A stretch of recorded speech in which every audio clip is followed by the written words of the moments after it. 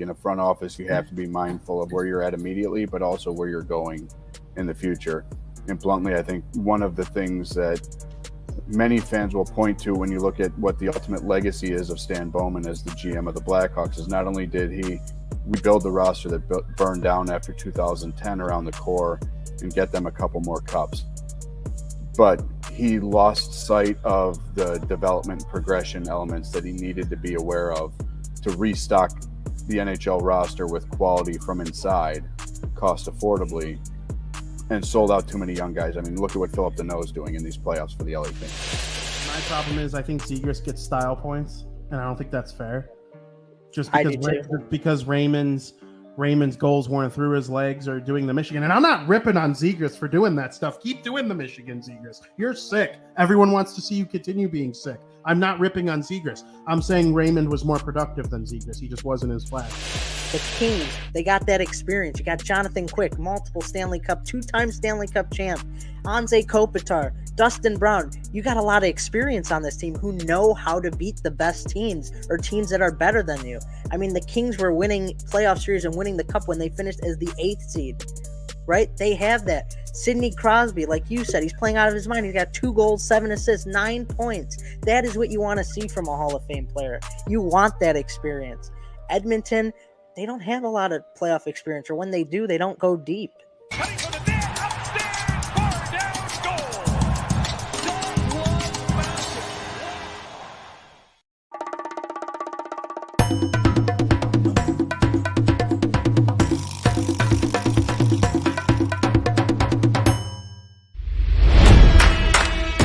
Never before in the history of sports podcasts have 2 men brought you opinion and analysis like these 2. They speak for a city that's desperate for wins and titles, not whining and travesty. You might not agree with what they have to say, but you'll defend their right to say it. Sports fans across the world, from Chicago, Illinois, this is the Mac and Reed Show.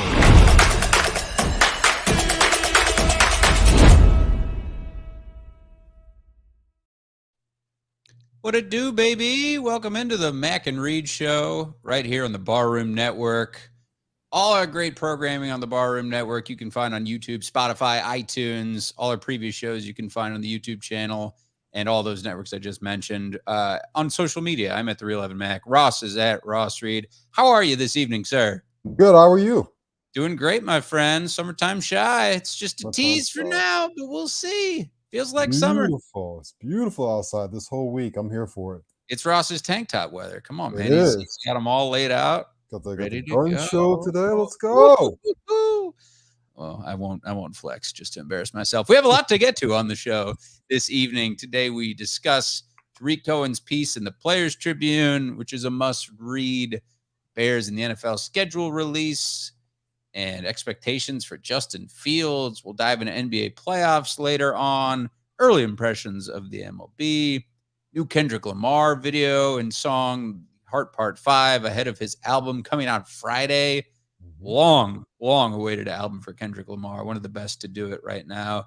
And Ross reviews Doctor Strange because I haven't seen it yet. We have a lot of surprises along the way as well.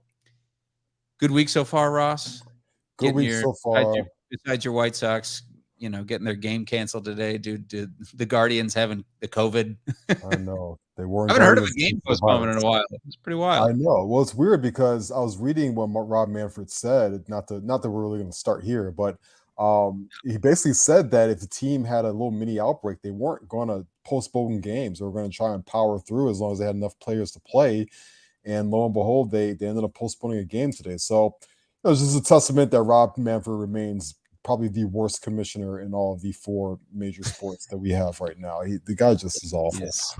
He's the worst. If you ask the players, you ask the critics, everybody. We'll talk baseball in a little bit. They canceled it so close, too. It was so random. But we begin, of course, as we usually do, with Bears news. And I think it's a good place to start, Ross, with this piece that Tarik Cohen wrote. If everybody's familiar with the Players Tribune, it's a great resource for players to go ahead and you get the perspective from them on varying topics life on and off the field, on and off the court, spanning all sports.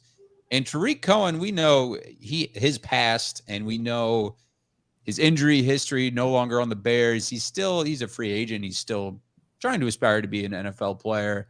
And from a small school, he was a 4th-round pick, I believe. Had a pretty good early career for the Bears. He was a beast as a returner and a running back. But we had no idea, Ross, about everything going on in the background with his personal life at this time.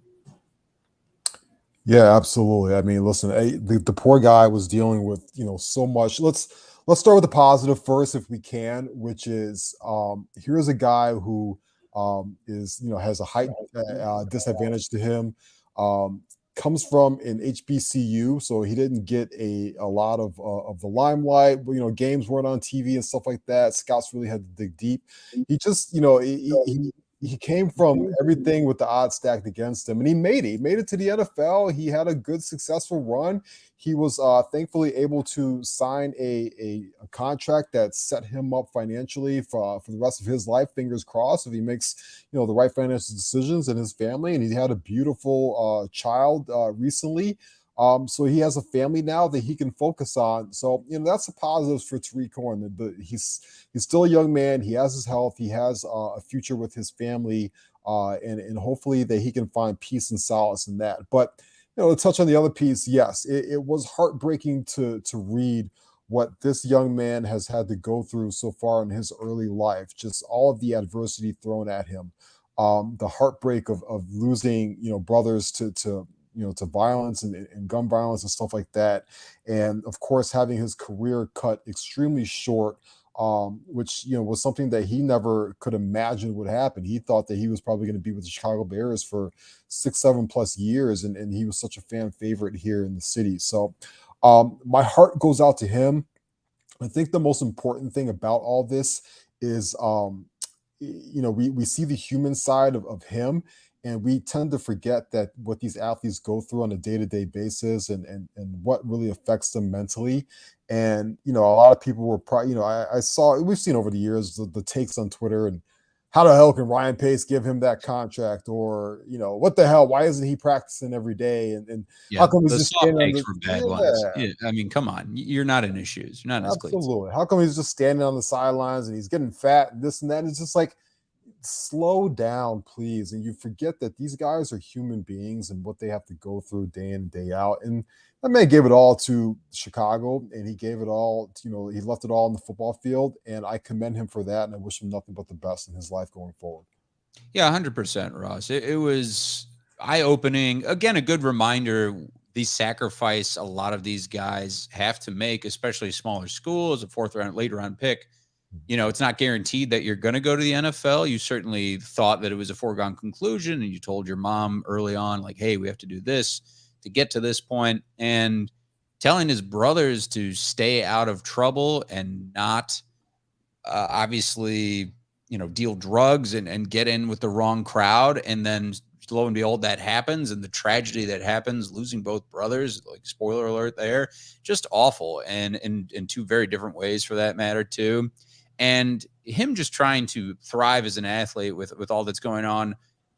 Well, hearing his brother was in that shootout and then going on about his day when he was getting interviewed for E60 was part of the article. I mean, the composure to have to do that and then running home and seeing your brother and then having that emotional reckoning at that point was just insane. Also, breaking news that Tajay Sharp has signed has signed a 1-year deal with the Bears. Talk about a vet. We knew it was going to be a vet at this point. We'll talk about that shortly. But to put a pin on the Tarik Cohen stuff, man, that injury was gruesome. When you tear, what is it, ACL, MCL, PCL? Just you basically have to reconstruct your leg. It's completely crazy to me that he is still trying to play football. But I get it, man, because you've only made so much money. Like $12 million doesn't seem like a lot to these guys when you're trying to support your family and you want to give them the life that you promised them. And he has still a lot to prove. And I get that, man. But it's also just so incredible. I hope that he finds a place in the NFL. I think it was just such a good look and a good reminder. And we've had a lot of Bears players come and go. But Tarik Cohen he was a pretty good class act on the field. You always rooted for this guy. We love electric returners and skill position players. There's a great history at running back there. And he talked about how it was a dream to get drafted by the Bears, same team that drafted Walter Payton. It's just an incredible journey. I hope he finds some peace. I know obviously carrying on without his brothers is very tough. But read the article if you haven't. It was a great look. I completely agree with you. I mean, shout out to him again. And just, again, remember, these guys are human beings. He reminds me a lot of another fan favorite from years past, Johnny Knox, who was a receiver with us and had a bright future, and unfortunately had a catastrophic back injury that, really cut that short for him. And he's kind of, faded off and into the background a little bit. I hope that doesn't happen with Tarik. I think he has a ton of personality. I think he has an amazing spirit. And whether it's with the Bears or with somebody else, I hope he does latch on and stays with the game, but in another capacity. I think he can,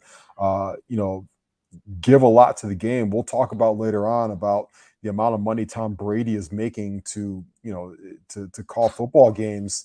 And you have to imagine that guys like Tarik Cohen should get a piece of that pie as well, because I think he can offer a different perspective that fans just don't normally get, especially when we get the same vanilla bullshit from quarterback after quarterback after quarterback on TV every Sunday, right? It's been nice to hear a fresh perspective from other guys. But prayers out to him. Keep your head up, Tarik. You made it. You won. So take solace in that and take care of that family, man. I know that he feels like there's a lot of weight in his shoulders, but he made it, man. Prayers out to that guy. He's awesome. You made it. You made your mark as a Bear and as an NFL player. You had those highlight reels, and he's only 26 years old, so you wish him the best, and hopefully he can reclaim some of that athleticism and some of the the highlights that he had on the field. It'll be incredible. Absolutely. So Tajay Sharp, a one-year deal. Bears. Speaking of younger players, he's 27 years old. I guess he fills a need, man. Talking about pairing him with the rest of this kind of hodgepodge of wide receivers. I was watching Byron Pringle highlights and kind of just imagining what it's going to be like. We're going to give some predictions for Justin Fields and his weapons later on in the show here. And Darnell Mooney, Byron Pringle, Tajay Sharp, Equanimous St. Brown. There's some speed and there's some experience. There's a good mix in there. What do you think of Tajay Sharp? There is. I mean, listen, right now. Right now, I think he's a fringe fourth wide receiver. Listen, he's a veteran from the Tennessee Titans. Coaching staff is familiar with him, so he comes in. He'll be able to pick up the playbook really quickly. He didn't play all of last year, if I believe. I think his last snaps were back in 2021. But his first couple of years with the Titans, he was productive. I think what he brings is he brings a veteran into training camp who's going to be able to pick up and latch on quickly. And you need that when you have still a young quarterback like Justin Fields, who's learning his second system now into the NFL, and one of your primary weapons, Velus, Jones, that you just drafted.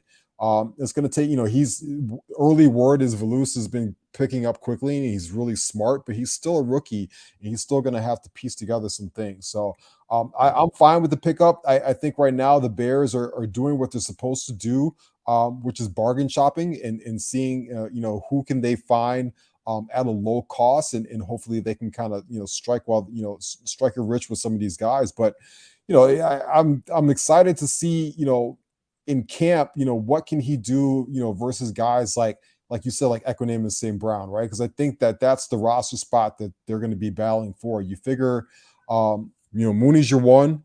Velus is probably your two right now, as crazy as it sounds, and Pringle's your three. And then, who's going to be in that fourth spot? Laz is absolutely correct. Tajay is just another big body wide receiver. The key for him is being able to stay healthy on the football field. If he can stay healthy on the football field, then it's anybody's ball game, because, we've talked about this for the last couple of weeks now. This, wide receiving group, it's still a lot to be desired. They don't have a true number one. They're not as deep 1 through 4. But that means that some of these guys can step up and hopefully earn themselves another contract and make names for themselves. And that starts with a guy like Tajay Sharp. He's going to contribute to on special teams as well. Sure. I mean, it's very early on to predict what this, starting 3 is going to look like for wide receivers when you talked about Mooney and Velus Jones and Byron Pringle, but he fills a need, and you needed depth. You knew that they were going to try and get a 1-year deal out of one of these vets, and Tajay Sharp, he missed the season before last. He was with the Falcons last year. That was the last we heard of him, and he didn't really do much because that Falcons team was just terrible too. But it fills a need. Let's talk about the Bears' schedule, because schedule releases tomorrow. Yeah. It's going to be big news with the Bears. The Bears, for the last couple of years, it has been very tough for this football team. Last year, starting off against the Rams, and then you go and play the Bengals and so many other tough teams. The NFC North has been tough in general. But this upcoming year, we know that they play the NFC North twice. Mm-hmm. Play Detroit twice, you play the Vikings twice, you play Packers twice. Yep. And that's always, Packers is always telling, of course. We shall see with Aaron Rodgers, as long as he is in a Green Bay uniform. The home games, besides those teams that I mentioned, include the Washington Commanders, the Philadelphia Eagles, the Bills, the Dolphins, the 49ers, and the Texans. And then the away opponents are the Cowboys, again, besides the other teams that I mentioned, the NFC North. Cowboys, the Giants, Patriots, Jets, and Falcons. So Bears play the NFC East. They play Mac Jones and the Pats. They play the lowly Jets, but they had a bunch of great picks, in the first round. They could turn it around. They're nice. They're similar to the Bears at this point, I think, with expectations.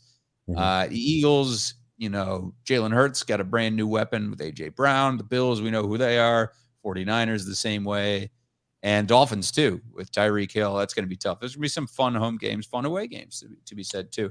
But I know you're not big on grades, things like that, Ross. But as far as the schedule goes, for me, it's not as tough as the last couple of years in my eyes. What do you think?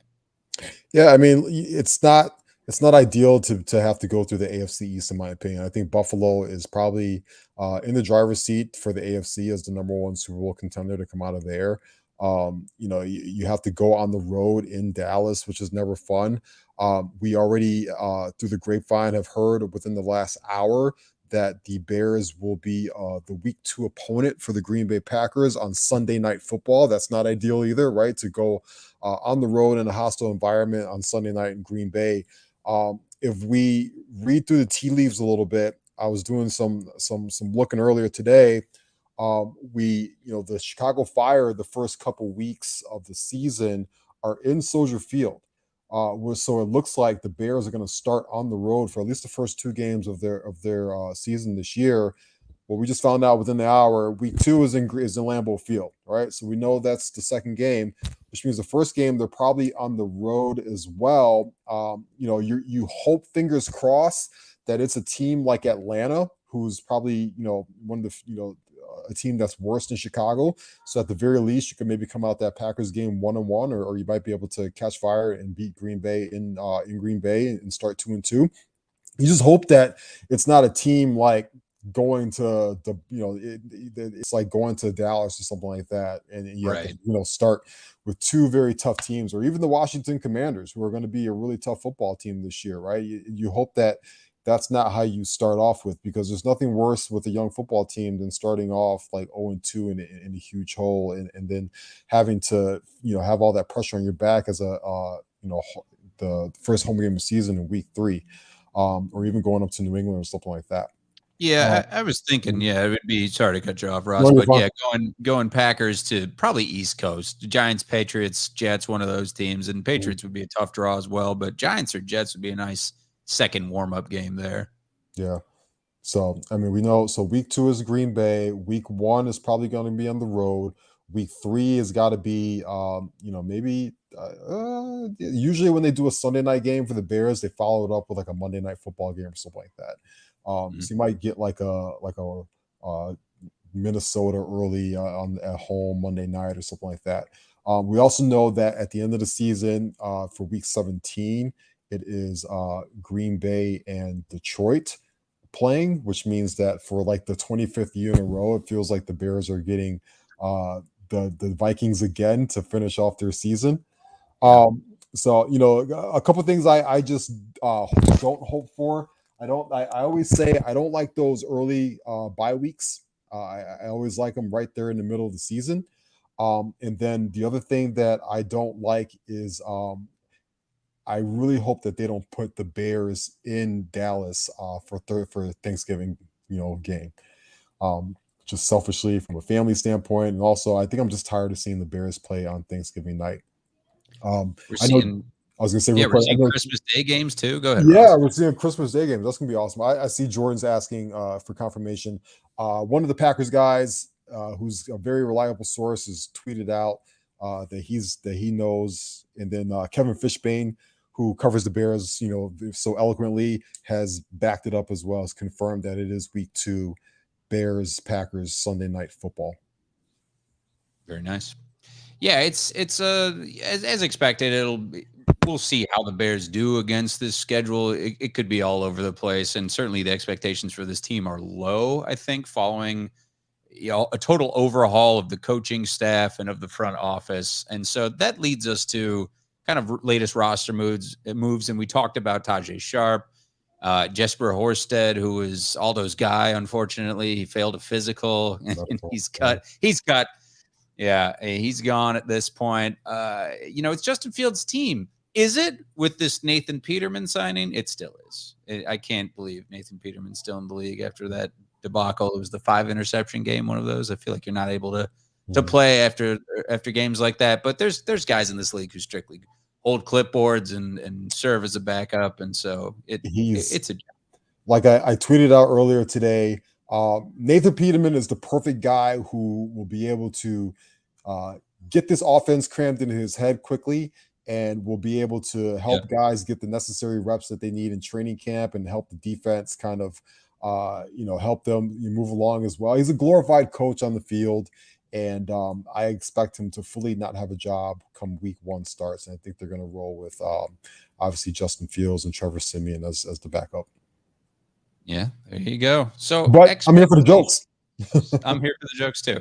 Expectations for Justin Fields. Now, second year, we know he played limited time. It took a while for the Bears to finally give him the starting position. We know it's tough as a rookie, especially playing all the defenses that he played, all the teams that he played, and Bears just went on that losing streak at the end of the season, which was just super tough to watch. But you played the likes of Tampa Bay, which was a debacle. You played San Fran tough. I remember that home game. So you're building on that. Same like Pittsburgh was a really close, tough game where that was actually kind of a breakout game for Fields as far as passing yards goes. And then Baltimore was a tough slog. Like you follow that up with just a turd of a game, 4 for 11, 79 yards. You had a terrible quarterback rating. And you talk about every year, you play Green Bay and you play to the best of your ability. Limiting those fumbles and the turnovers is obviously going to go without saying for this young man. Building chemistry with the new wide receiving core, leading that offensive line, lighting a fire under their ass, and skill position. Leaning on David Montgomery is important in the running game. So ending the season against Minnesota, put up one of his best stat lines, almost 300 yards. He didn't crack that number. He didn't throw for 3 or more touchdowns, but he had balance as far as rushing the football. We know he's a threat as that is concerned. We think in this new offense, under this new offensive coordinator and head coach, that he could do well. I'm torn. I think he's going to go 4,200-ish yards. If he plays 16, 17 games, that's like right under 300 yards a game, something like that. So that's probably already going to blow up in my face. He's got to go around 30 touchdowns. He's got to average 45 yards rushing a game, something like that. And that's the average. There's going to be good games. There's going to be bad games, as this Bears team will play some very tough defenses, as we talked about them playing the Bills. Eagles are no slouch. The Cowboys are going to be real tough. Patriots going to be tough. But other than that, Green Bay has certainly got their number, and the Vikings and Detroit, those are going to be tough games. It's going to be building, and it's how that first 4 games plays out, I feel like, is also very telling. I mean, it's where a lot of people press the panic button to really celebrate, but it's a long season. For this rookie quarterback, it's certainly going to be important with that learning curve to just hit the ground running, though. And I know it's going to take a little while. They might start 1-3, 2-2 at best, something like that. But those are my predictions very early on. I would love to see that. That's obviously kind of blue sky in it. I think a lot of people in these comments are like, you're out of your fucking mind. That's fine. We'll see. Set the expectations high and then prove me wrong. Yeah, absolutely. I mean, I wish I saved this earlier. I had pulled up the for the last 10 years, all of the second year quarterbacks, starting in their statistics. And Right. if the bar is like Lamar Jackson, right, who won an MVP as a second year starter, but he had a really weird season. He didn't actually throw the football for a ton of yards. He had about 3,100 yards. He did have like 36 touchdowns that year to only about under 10 interceptions. But remember, he did a lot of moving the football down the field with his legs. Compare it to even our own Mitch Trubisky, right? We remember who had a semi-pedestrian season, and then there's everything in between. Guys like Josh Allen are in there. You look at a guy like Marcus Mariota, who's kind of like the Mendoza line for grading the progress and how good a second year quarterback can be. So I tentatively, with these weapons that Justin Fields has, and I know we've got an actual football game compared to like years past, I tentatively put things that can he be a 3,500 yard QB that throws for 25 touchdowns, keeps his interceptions in the 10 to 12 range, has about 500 yards of rushing, and chips in another 5 to 6 rushing TDs. And I think that's fair. I think it might be slightly conservative, but I think that's also where I think it's a very realistic goal, for him, and something that we could see from him this season. And is that kind of stat line enough for Bears fans for year two? And I know that's kind of a loaded question because you really want to see the eye test and did it look good for him? But that kind of stat season too, the bar is not high, in history in this franchise's, history. That puts it as one of the best, quarterback seasons of all time for Chicago Bears. Jay Cutler's had some other seasons that are comparable to that, but is that something that we would all, be happy with as Bears fans if he did 3,500 yards, 25 TDs, 12 interceptions, 500 rushing yards, 5 or 6 rushing TDs? Yeah, what is that? The game managing kind of low bar, I feel like. I think so. Like you mentioned with Trubisky in his second year, what he had, about 3,200 yards, 24 touchdowns. He was efficient. Yeah, I'm just looking at it right now. He played 14 games, 3,200 yards, 24 touchdowns, 12 interceptions. That's that big thing. I think, you want Justin Fields to improve on is those turnovers, man. He had some just bonehead plays, some bad fumbles, some rookie interceptions that you're going to see. So if he cuts down on that, and if he's below 4,000 yards, 3,500 yards, and the defense plays pretty well, you could make a lot of noise there. I think it's going to be a big learning curve. Where are we putting Justin Fields' expectations, though, right, guys? I think we got to wonder what his ceiling is. Is it Lamar Jackson? Is it going to be Deshaun Watson? Like, who are we going to see here? Or are we going to see like a Baker Mayfield or someone, Cardale Jones? Like, who are we going to see? Are we going to see a scrub? And it's completely, it goes without saying, those expectations kind of go out the window. We could expect things all we want.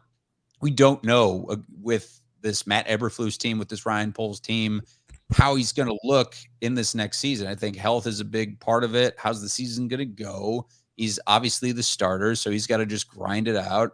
But I think, we'd be somewhere in the middle there, Ross, with like 3,500 yards. I think we'd be ecstatic to see something like that, building on last year where he, had limited games. He played more than half the season, but limited games where he did well passing, I should say. He didn't even crack 2,000 yards. He had those interceptions and the turnover bug, so that was terrible to see. But second year, that's your sophomore year. It's uphill. It's an uphill battle for sure. With a whole a pretty new receiving core too. Let's not forget that. Well, that's the thing that kind of, pulls me into all this is, I like Darnell Mooney a lot. He's not a true number one receiver for me. The Bears don't have one on their roster right now. They've got a lot of guys that you can like. They probably don't have a lot of guys that you love, right? That's even including your Cole Kmets of the world. We have to see what Velus can do when he gets onto the football field. I mean, I'm looking at Josh Allen's stats right now, right? 23 years old, year 2 in Buffalo. The guy went 10-6 that year. They went to the playoffs, I believe, right? And then they lost to the Texans in that weird game. That was the last time we really saw like Deshaun Watson, kind of do some things for the Texans. But Josh Allen that year, 58%, completion percentage. I would like Justin Fields to be a little higher than that. Personally, I'd like him to be closer to above 60%. Since then, Josh Allen has gone above 60% his last 2 years in the league. Josh Allen threw for 3,000 yards. Pedestrian, it's fair. 20 touchdowns to 9 interceptions. You want the touchdowns to be a little bit higher. Since then, Josh has thrown for 37 and 36 touchdowns. QBR was low in the 49, right? But he was also getting sacked a ton, which tells you that Buffalo's offensive line was trash. He had his most sacks, taken that year at 38 total. But here's the thing with Josh Allen, this is what I don't really want Justin Fields to do, is Josh Allen did a lot of running that year. And Josh Allen is a ginormous human being, and he absorbs a lot of hits and stuff like that. Good for him. But Josh Allen that year had 9 rushing touchdowns that season. He rushed for over 500 yards, on 109 attempts. I don't really want to see Justin Fields running for 109 attempts next season. I think that's a recipe for disaster for him. I think that, we saw him get beaten up and banged up a lot last year, ribs injuries and stuff like that, and knee injuries. I really want to see him stay in the pocket more this year and be that hybrid advanced version of, a guy like Donovan McNabb, let's say, who, we all remember from our younger years, who took a football team to the Super Bowl, kind of running a very, very similar offense to what Justin Fields is about to run right now, kind of like that West Coast, Shanahan style offense. But I hope that Justin can give us more passing yards for the sake of him not running too much this year. It is getting more weapons as we speak. Dante Pettis getting signed. Another guy. This is bringing all the mediocre wide receivers. They knew we were live, baby. Yeah. So more depth. I think he's going to have a plethora of guys around him who could certainly add, again, just bring depth, because it's the next man up thing. And with wide receivers, you just have to see who you got. We know Darnell Mooney was his number one weapon last year. Outside of that, man, it's anybody's guess. It's you were my best guess. And Tajay Sharp, Dante Pettis getting signed, both around the same age, both kind of journeymen. It's looking good. You needed to fill that need there. I think, it's a big question too with Fields. Is he going to throw to the tight end? Is he going to be strictly one-dimensional? Is he just going to go with Mooney, or can he spread the ball around? Is he going to throw out of the backfield as well? It's really just anybody's guess at this point. Aldo, can you get that picture from Dante Pettis' tweet right now of him signing? He's wearing like an old school Kanye West t-shirt, and he looks like a hipster with that. He looks like a hipster that's like just walking down Wicker Park right now. It's absolutely hilarious. That's just a classic, just signing a deal with the Bears, just looking like he's like just rolled out of bed doing it. It's phenomenal. Yeah. Him and Tristan Thompson will do well over at Maple and Ash. Yeah. He's not making that Tristan Thompson money. No, but history tells us that there it is. There's the picture right there. Hey, look at that. That's awesome. Welcome to Chicago. Welcome to Chicago. History tells us that one of those guys is probably not going to make the football team between Pettis and Tajay Sharp. So we'll see those two duke it out. They're veterans, and they're good big body receivers, and hopefully one of them can be semi-productive for the Bears. Yeah, they'll both be in camp, that's for sure. So looking at the rest of the NFL, Ross, you alluded to it, and I wanted to talk about this to lead into the NFL conversation. Dude, the guy hasn't even retired yet, and Tom Brady is signing this humongous TV deal with Fox to become the lead analyst is just bonkers. He stands to make more money as an analyst than he did as a player, if I'm not mistaken, where 25 million a year. It's 10 years, 375 million. That would obviously overpay him over the guys, the likes of Tony Romo and Troy Aikman, who have been dominating for the last several years. And again, guy hasn't even retired yet. That's just wild. But I know a lot of people are like, where's this coming from? I think we like Tom Brady, and Peyton Manning probably could have made similar money, something like that. Now I think, with the Manning cast, we'll see. I think Amazon signed them to a big deal after the Manning cast from this last year, something like that. But dude, that's an insane amount of money to give this guy when might play 2 more years, something like that. He's signing a 10-year, $375 million contract. He has made $325 million in his NFL career. So he's actually getting paid more money without endorsements. To call football games for Fox. I mean, here's what it all breaks down to, right? I think Greg Olsen is a super talented announcer, color analyst, and that's going to be rising. But the star power that you get from Tom Brady is unmatched. And, the Fox has 3 out of the 5, I believe, next Super Bowl's coming up. And I was going to say you can't put a price, but they literally just put a price on it. But you have to put a price on the fact that when I forgot the guy's name already, Kevin Burkhardt, right, is going to be with him in the booth. You can put a price on Kevin Burkhardt saying, and joining me today, 7-time Super Bowl champion Tom Brady. Like, that has a lot of value and cadence when you're calling big football games, when you've got Super Bowls and stuff like that. Then unfortunately, Greg Olsen just doesn't quite carry that kind of stature. And what Fox is trying to do is, you talked about it, they have to compete with Amazon now. They have to compete with the Manning cast on ESPN2.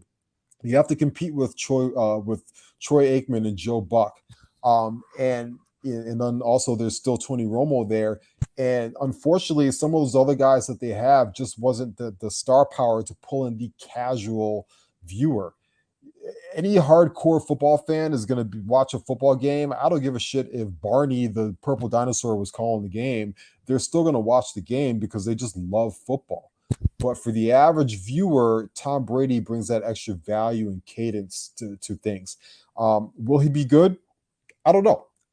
I think he will be, just because when has Tom Brady not ever put his all into anything, right? Like, he's going to put himself into this craft and be really good at it. He reminds me a lot of, Kobe Bryant never got to do play-by-play. I think probably because he didn't want to. He wanted to be there for Gigi's games, and he didn't want the grind of being, traveling week after week. But when he did like the Kobe's Muse, and he did the ESPN stuff, and he was in the studio a couple times with TNT, Kobe Bryant was the smartest basketball person I've ever seen talk about basketball on TV. And Tom Brady reminds me a lot of that. If you love Tony Romo and Tony Romo shouting out plays, before they happen on offense and defense, and it has that charisma, we've seen Tom Brady do TikToks and videos and those weekly recaps after he wins football games. And we know the guy is super duper smart. I think he'll do very well.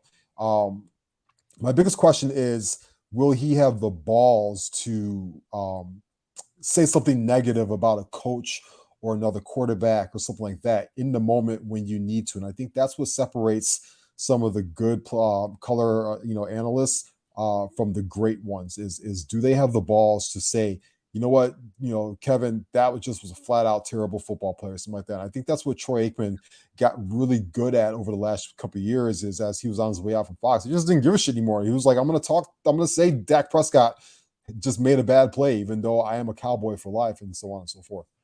You got to be critical. Otherwise, why would I watch you? Just being so vanilla like that. I think that Brady he'll be the guy he has been. It's like you said, Ross, he's a competitor. He's a perfectionist. So he'll certainly whenever he hangs up his cleats, he's going to study tape and he's going to study the other broadcasters. He'll do an even better chair slide than Collinsworth did into the shot. Yep. And we'll love it because he's Tom Brady, man. He's just going to get views based on that alone. And if he's not great, he can still say he's the GOAT. I mean, Come on. And, I think a really important part for his personal life is, Tom Brady has enough money and enough cachet. He's going to fly into wherever the hell he needs to fly into that Sunday morning. He's going to fly right back out that Sunday night. So he's not going to be away from Giselle and the kids and stuff like that for too long, right? I like the comments. Alda said, how can Tom Brady cheat as a broadcaster? On the heels of him admitting to Justin Bieber about the tuck rule. Yep. Yeah. He could take some Adderall. He doesn't seem like the Adderall type. We know what this guy puts in his body, man. He's not putting any performance-enhancing drugs. He won't. The guy doesn't eat tomatoes. I was going to say, he won't put 2 strawberries in his body. I promise you, he's not putting anything else in there. Just tequila. Just LeBron's tequila. All right, moving on, Ross. Yep. To the NBA playoffs. And Celtics are trying to take a 3-2 lead over the Bucks as we speak, and they're doing well. Warriors trying to eliminate the Grizz without Ja Morant later tonight. Get some nice rest before the Western Conference Finals. The Suns look like they're booking a ticket to the Western Conference Finals. They can eliminate the Mavs tomorrow night. Same with the Heat against the 76ers. Of the teams that might come back, I don't know if any of them have it in them, but I think Philly and the Bucks could potentially force Game 7, but the Bucks are going to take a lot, it looks like right now. And certainly, they're not done after tonight. But the Warriors, man, like we talked about in previous shows, messing teams up, and they're showing that Steph Curry, a former MVP, is just incredible. And the backcourt of him and Klay Thompson is back. You got Andrew Wiggins in there. Draymond, even though he's not putting up, crazy numbers, the guy doesn't shoot at all. He's just a facilitator. He's, trying to pad his stats. It seems like trying to be like Jason Kidd. It's interesting to see his development as a player there. And it's just tough to see the Grizzlies at this point without Ja, when we saw that bruise, the so-called dirty plays. And we knew that this series was going to be a good matchup of Ja and this young Grizzlies team against the vets that the Warriors offered there. And then you look at the Suns, they blew out the Mavericks in the last game. No love lost between Luka, Devin Booker. 76ers, man, how many times is Joel Embiid going to get hit in the face at this point? It is, it's upsetting for the big man, the poor guy, the poor big fella. But the Heat, a couple years removed from a run to the NBA Finals in the bubble, Jimmy Butler leading that team, and Bam Adebayo, and a lot of familiar faces like Tyler Hero and the like. I would love to see this Celtics and Heat Finals, and then look at Suns Warriors. That's in Western Conference and Eastern Conference. But yeah, other impressions with a little bit to go in these semis here, Ross. What stood out to you? Yeah, talk about Memphis first. I think that they're just too young of a basketball team right now. Where the kind of stage is I don't think it's too bright for them, but you can see that Warriors have that experience and that we've been there before, kind of moxie and attitude, especially in the closing minutes of basketball games, where you can see a guy like Steph Curry even struggling throughout the game. But when it's like 5 minutes left in the game, you just trust him to make the right basketball play and make a shot, and he's been doing it. And then Ja Morant going down sucks. It gives me a lot of flashbacks of Derrick Rose, because I think those guys are too similar. Are very similar in each other, where they play so recklessly and they just kind of crash into guys and play so hard at and above the rim that you worry about how they're going to hold up long term, just because they are a little bit smaller, slider frame guys. I hope Ja is able to recover and come back very healthy next year and have a very long career, because that Memphis team is a lot of fun. I think they could be good as they grow up with each other. The Eastern Conference has just been a very physical bloodbath to me. You hit it on the head. Embiid's taking a lot of shots to the face and this and that. I think a lot of it's inadvertent. It's just the fact that you're playing a very physical, defensive-minded Miami team who's going to get in your face. I mean, with the same things going on right now in that Boston and Milwaukee series. I watched that last game between those two teams. It just felt like everybody's just smashing into each other and walking up and limping, and it's just been a very physical ordeal in the Eastern Conference. And you start to wonder if whoever is left over from those four teams, are they going to be even physically fit to go to a series against a team like Golden State or Phoenix, who both of those teams are probably the most skilled basketball teams left in the playoffs, right? And that's going to be a really fun series that has the potential to go to 7 games. It sucks that Gary Payton II it got hurt, because the Warriors are going to really need his defensive moxie, especially against a guy like Devin Booker and Chris Paul in the next round. But I'm still enjoying the second round. I am ready though to start to see it like wrap up. I hope that we get some answers going into the end of this weekend here, and we start to like move up forward. It's nice to see if we can get some, who's getting ready to go to the NBA Finals by Memorial Day. But if I were to kind of put, a power rank team things right now, I still think Phoenix is number one in the West. I know even though they've been struggling against Dallas, but Luka's Luka. He's a top 5 player in the NBA for a reason. So Sure. there's no shame in that. I think, and then I think in the East, I'd have to put Boston right now in the driver's seat as the best team in the East, but Miami is just so damn physical. But without Kyle Lowry, it's going to be really tough for them to beat that Boston team. So we could see a Boston versus Phoenix crash course, but it wouldn't be surprising me if it was Miami and Golden State either.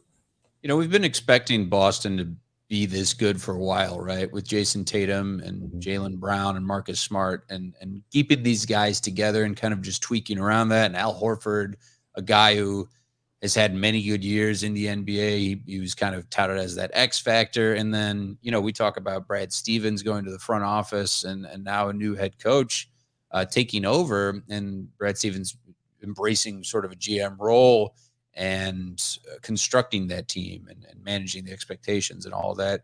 Yeah, Boston is looking like that team to beat out of the East. But again, talking about Miami, like you said, they're very physical. Jimmy Butler looks like that dude. And those two teams between the Celtics and Miami have that experience that compares to what the Suns and the Warriors have to recent memory here. The Warriors have already, Steph and Clay have already been there. They talked about, and Draymond talking about their playoff experience and how important that is now.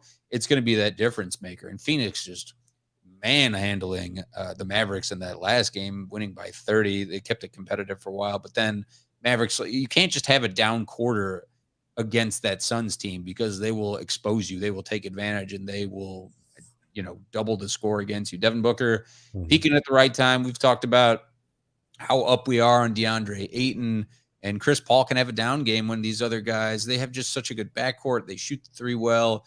It's unselfish basketball. It's everything you'd think you'd see from a Warriors team too. So it looked like Warriors Suns and Heat Celtics. I'm not mad at that at all for the Eastern Conference Finals going into the next couple weeks from now. Absolutely. And Nikola Jokic, the Joker, wins the MVP for the second year in a row. He was riding like a horse buggy, and the Nuggets surprised him with the MVP trophy. Look it up. Aldo, pull that up too. Really wild journey for this kid from Serbia. Just incredible when you look at his development. A guy who, in a era of these big men like Giannis and Joel Embiid, this guy, he's very well rounded, and the reason he edged Embiid and all these other guys he was going up against for the MVP award is because of that balance and because he's a stat stuffer. He's a triple-double machine. He's assist first, and man, joined some elite company with him winning the second MVP award in a row. And talking about bigs, it's just a quick segue as we put a pin on the NBA. People just got to stop with this conversation about the super spreader Rudy Gobert, him shutting Shaq down in their primes. Like, have you seen Shaq and his career? No one's touching Shaq. Of all the big men that played, man, like Kareem, you think of Tim Duncan, he was just destroying, David Robinson back in the day. Like, there was no one touching Shaq, just his physicality and him being able to beat you and force you to beat him in the paint like that. I mean, he was just incredible. I don't think Rudy Gobert would stand a chance. To touch on Jokic first, Jokic to me was absolutely the MVP. I know a lot of people were talking about Joel Embiid getting it, but remember, Jokic didn't have Michael Porter Jr. for most of the year. He didn't have Jamal Murray for the entire season.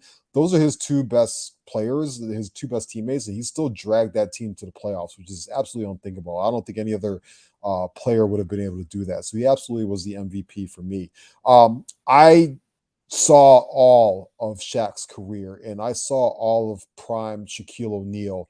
And when I tell you that was one of the most dominant athletes in all of sports when that guy was on, and he was not just center athlete. Yeah. Athlete. He was one of the most dominant athletes I've ever seen in my life. And there was nobody, he was just quite frankly unguardable.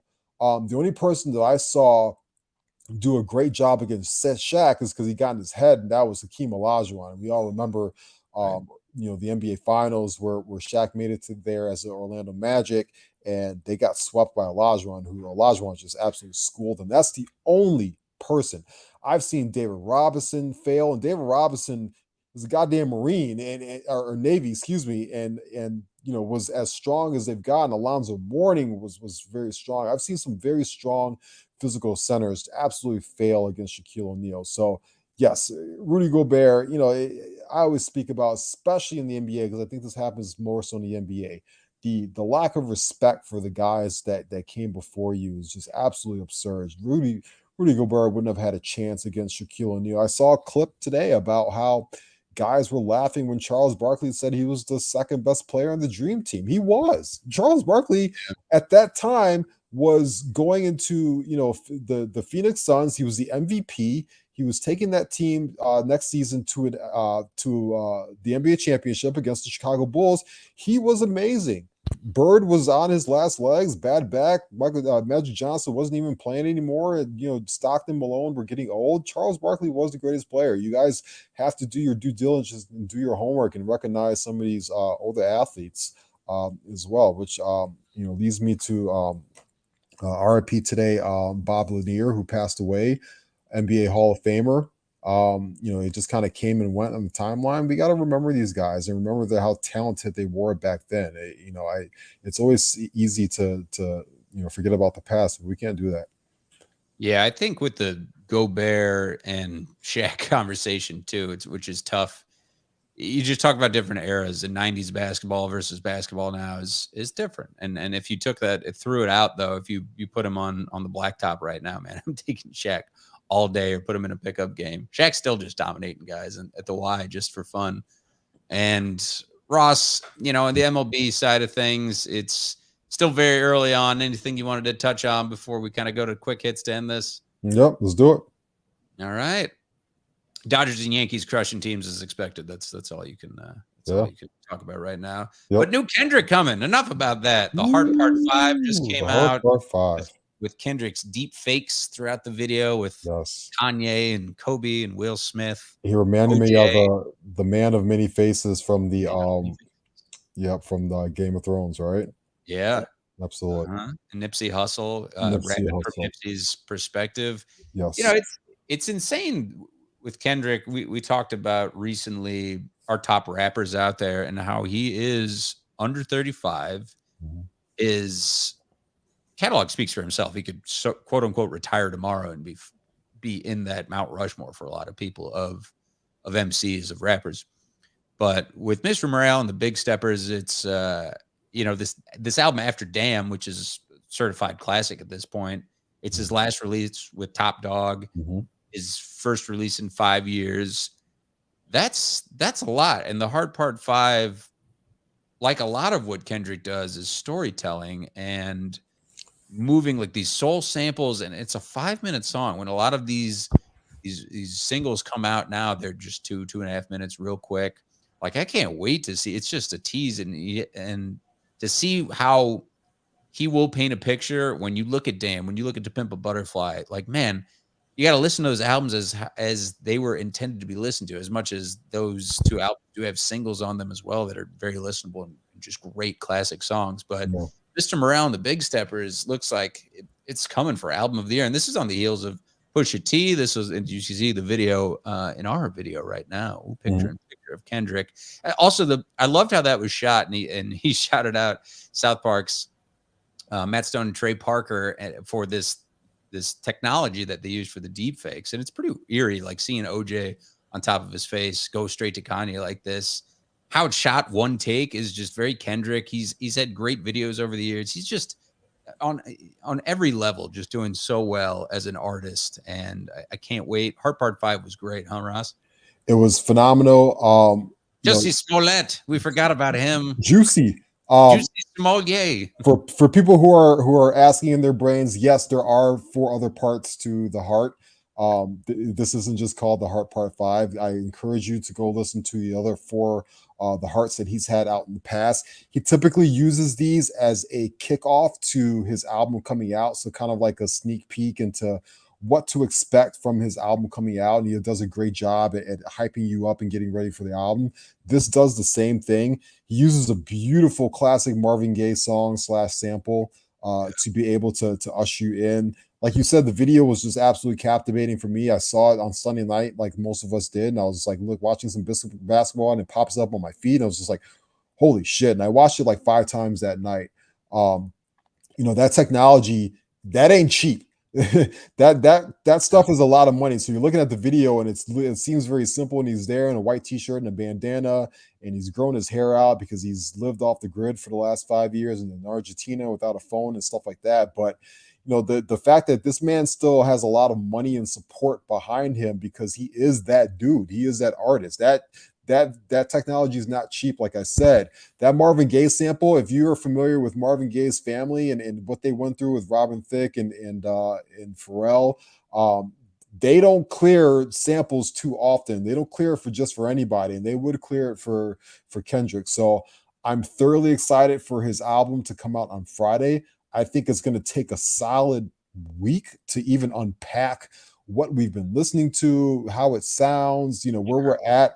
I listened to this song 5 times. I don't think a lot of people know, but Nipsey Hussle was one of my favorite up and coming rappers when he was out, and his passing was really upsetting for me. And he's got a great song on Nipsey's last album with Kendrick Lamar, and those two are very close. They both represented California to the fullest, Compton, Crenshaw area, and so. That whole perspective was heartbreaking, and you almost want to have tears in your eyes just as he kind of speaks from Nipsey's standpoint, and it's just going to be an amazing project. I know we're all pretty psyched about it, and I hope everybody allows it the opportunity to breathe, to just let it. It's like a good glass of bourbon, right? Like you open it and just let it sit there for a minute and let it sit on your nose. I don't need your rapid takes this weekend, Friday, Saturday. I don't need your reviews 24 hours into it. When it's a Kendrick album, just marinate on it. Listen to it when you're having a drink. Listen to it in the car. Listen to it when you're on the treadmill. Listen to it when you're smoking a joint. I don't give a shit, but take the time to listen to it in all different kind of varieties and appreciate the music that he's giving you, because he's what he is. He's not just a rapper, he's a musician, and he's giving you music. Pulitzer Prize winning Kenny. Yeah, I'm with you 100% of the way as far as when I listen to an album like this after there's been a lot of hype and a lot of buildup, and the single comes out, The Heart Part 5, a couple days before this album drop, big release. I just shut myself away from it all with a new album coming out like that, and top to bottom, it's going to take a few listens, but we know it's going to be something epic. Yep. 2 minutes left here, Ross. Give me your Doctor Strange review. I haven't seen it yet. I'm going to see it this Friday. I didn't get a chance to see it. Rats. You I didn't get a chance to see it last week. I will see it this Friday. I'll give you my review for next week. I'm not hearing great things about it. And I'm wondering if the Marvel Phase 4 is really kind of what people are digging these days. The movies are maybe a little lackluster. Moon Knight was a little meh to me. Some of the shows have been mad. Some been meh to me, but I'm excited to see it. But outside of Spider-Man, I don't know if Phase 4 is really going the way Marvel had planned, which goes to show you they really leaned on the Chris Evans of the world, Captain America, and the Tony Stark with Robert Downey Jr. and stuff like that. And we don't have those guys anymore. Who's going to be left to carry the torch? That's a lot to ask for Tom Holland. But we got Elizabeth Olsen, who I know is going to play a huge part. I saw WandaVision. It was my favorite of the shows, so at least it has that going for it. I do love Benedict Cumberbatch as a actor. And I love the first Doctor Strange, but I'm skeptical about this one. I don't know. I think I'm getting a little Marvel fatigue right now. I'm always going to be visually appealed by, super entertained by everything that they're able to do with these movies is just incredible. I'd frankly look forward more towards the new Thor, where it's him and the Guardians of the Galaxy teaming up outside of Doctor Strange. I can't get into the Marvel TV series for whatever reason between Moon Knight and what was the other one? Captain America. And I watched the Loki one, but wasn't really into it. I kind of hate watching it like Westworld. We've had Loki, Hawkeye, Falcon and the Winter Soldier. We've had What If, WandaVision, and Moon Knight. I heard What If was great, though. I wanted to watch that, too. What If is okay. On the note of television, did you see the end of Ozark? Were you into it? Don't like Ozark. You don't like Ozark? I've tried to watch Ozark 3 times. I am fully out on Ozark. We're going to fight on Ozark, Ross. Yeah. And Snowfall, I know you saw the finale of that. I saw Snowfall. Snowfall was awesome. Oh, boy. I'm excited for the last season of Snowfall. Yes. Hell of a last season, my friend. Just random notes from this week. Ross, I saw that there were some dudes trying to steal from a Best Buy. And if you didn't know about Ross, he used to work at Best Buy way back in the day. Before he was fit Best Buy, before he's the fit man you saw for him. Yes. But these guys start running a zone defense from these kids who are stealing. They're like trying to take the phones and laptops that are like wired into the desks. And Ross, I could only imagine you would probably deck one of those dudes, or you just wouldn't give a shit. You probably wouldn't give a shit. You just walk away from it. True story. I was a manager. I had moved on to Circuit City when I was a manager, but I wasn't at Best Buy anymore. But a kid stole something, and we knew he was stealing something. And he stood at the front door and he took off on us. And this was against company policy. You're not supposed to chase people. We literally chased this kid for 4 blocks down the street and caught him and threw him against the wall. And it was like, it was probably like 4 freaking DVDs or something like that. In your blue polo. Absolutely. We chased this kid for 4 blocks down the street. So if they ever start CSI retail, I'm your guy. I'm all in. You put down that Top Gun DVD, young man. That's outstanding. Apple has discontinued the iPod finally, Ross. RIP to the iPod. Man, you remember the shuffles. No more YouTube albums just randomly thrown onto your iPod for no freaking reason. Oh man, it came on in the Bluetooth the other day, and it was my lovely wife's phone. I was like, "How's this still on your phone? How do you get it off?" It was like you needed an exorcism from U2. I saw somebody the other day. Apparently, U2 is going to do a concert for the people of Ukraine for obviously what they're going through. And I saw somebody tweet out, "Haven't these people suffered enough already?" Ouch! Couldn't they get someone more current? For the love of God, Ukraine deserves better. All right, we ran out of show. Thanks to everybody for tuning in. If you've missed most of the show or want to catch it later on the Barroom Network, it's going to be on YouTube, Spotify, iTunes, wherever you get your audio and visual. Follow us on social media. I'm at The Real Evan Mac. Follow Ross at Ross Reed. Enjoy the NBA playoffs. Go see Doctor Strange. Ross, man, yeah, although we fight on a lot of TV shows. We'll get to that, I'm sure, at some point. I'll give you my top 5 TV shows next week. How's that? Yeah, there we go. And we will discuss. For now, everybody be good to each other out there. So long, everybody. Peace.